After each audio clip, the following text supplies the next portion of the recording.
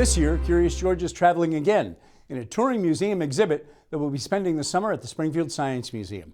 Museum Director David Stier came in to tell us all about it. This came out in 1941, so it's multi-generational. Many of us had it read to us and read it to our own kids and whatever, and so and I think that there's some interest even from adults to see, well, I wonder what this is going to be like. So I think that will help. Now, Curious George's world, as we've seen it in the books, seen it on the TV show, as I understand it, really is reproduced in this exhibit. Kids are going to walk in and feel familiar and right at home right away with what they see. Yeah, I can imagine them coming in and then running towards their favorite piece, whether it's the farm or they want to go to the museum or maybe go in the rocket ship. It really is. It's his neighborhood. And then, of course, you have the man with the yellow hat, who I don't know why he continues to leave George with those final words, "Now, behave yourself while I'm gone." Every parent understands that instinctively, don't we? That's true. It's a very hands-on exhibit, as I understand it, with an emphasis on experience and problem solving. Absolutely. They call it STEM literacy-based, so that's science, technology, and engineering and mathematics, and that's really a big deal. So the activities are sort of try and fail, try again, eventually succeed. It's more or less how scientific method goes. But we've been emphasizing that as nationally since as far back as 2006, because they were feeling at that time that perhaps we weren't going to meet our own needs, let alone stay as more or less one of the #1 technological nations in the country. So I think it's really important. You have to get children interested in science very early. Studies show that, especially in girls, you can lose them as early as the 5th grade. And so to get them at even preschool age, which PBS Kids is doing, it's activities that, same as in the exhibition, they get to do things, but when they go home, there are other activities that then the parents can kind of reinforce what's going on. So I think it gives the kids a little bit of a head start. Well, let's talk about that. I mean, how the effort really is being made. And the more I read about this exhibit, the more I could feel that STEM emphasis. And really kind of this is not your grandfather's science museum anymore. I mean, when I was a kid, I remember a school trip to Science Museum kind of meant, you usually went in and somebody in a white lab coat showed you some fossils, and it was usually kind of a dark hall, and maybe you saw some, skeletons and things like that. Electrified your hair. Yeah, exactly. But you kept quiet because you're in a museum, and that's not the case anymore. I mean, things have changed. Right.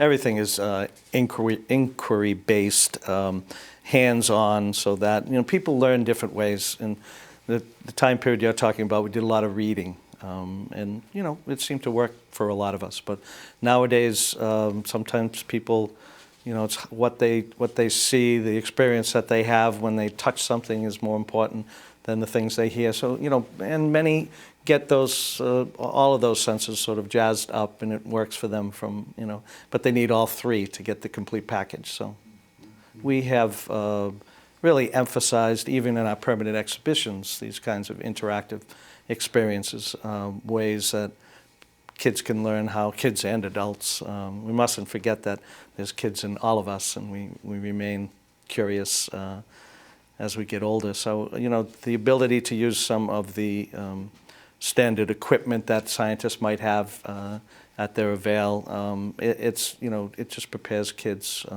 for a different kind of learning experience. Well, let's take a couple of minutes, talk about some of the cool things kids are going to see at Curious George exhibit. There's an apartment building where the kids come in and actually, I guess using some pulleys and things, actually get to kind of help George wash the windows on the building. That's kind of exciting. I think that's one of the most fun elements, because right away the kids are going to remember those pieces from each one of the books, and so they can come in and mechanically move George across this apartment building. And there are other things that as they move, they can see shadows and shapes and colors, and so it can work on a number of different levels in terms of the audience age. So that one certainly does it. And you mentioned we just haven't got time to do them all, unfortunately, but so many of the things that are familiar from the books or the TV show, a park, the rocket, when George goes into space, that's going to be cool because kids can have their picture taken by a digital camera and folks can actually take a picture of the picture, send it out to Grandma and Grandpa at home or whoever. That's pretty cool. The ability to actually email it back home, so it's waiting for you, and so you can say maybe Curious George sent you something. I love the rocket one. This was one of my favorite. The Curious George gets a medal, and because there's a visit to a museum, and since my kids are basically 30 and under, I've been at the museum for nearly 30 years now. So. It was fun for me, and my kids know when I worked at a museum. But that mischievous behavior that he undergoes in that museum, we don't want to encourage that. I'm going to jump to the end of the exhibit, the museum in the museum, a retrospective on the works of George's creators, H.A. and Margaret Ray. Tells about their escape from France during World War II and saving George, saving the manuscripts.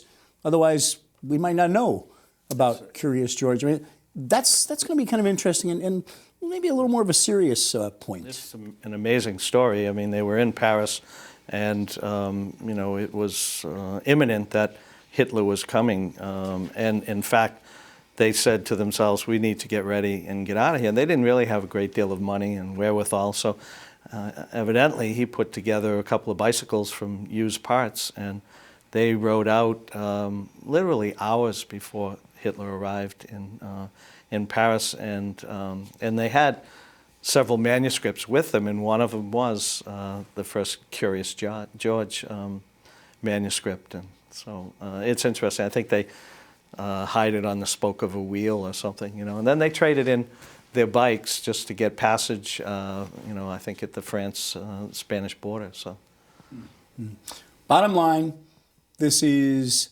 fun, but kids are going to learn. Absolutely. This is going to be a really enjoyable exhibition. And there's areas, where there can be some quiet time, so, you don't have to worry about if you're a little bit, as you said, a little bit younger than 3. And there's other things that I think are a little more escalated in terms of building and engineering and things like that in that exhibition that will work for people who are older than 7, too. So we're really looking forward to a nice summer with this exhibition.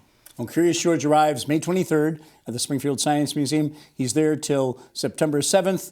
David Stier, thanks for coming in and telling us about it. Thank you very much, Jim.